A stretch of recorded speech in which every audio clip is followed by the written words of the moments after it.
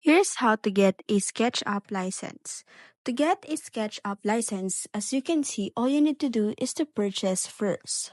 Now what you need to do is to go to the sketchup.trimble.com and look for their core plans. After going to the core plans, you will be able to see there are different plans.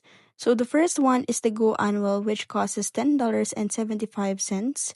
That gives you essential 3D design on iPad. Next is Pro Annual, which costs $33.25. That has a complete package for you. Studio Annual for $68.25 for advanced visualization.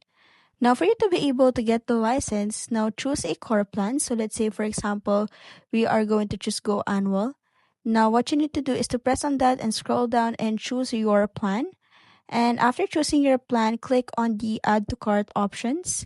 Then once you already click on the Add to Cart options, you will be redirected on the page where all you need to do is to sign in to checkout for you to have license.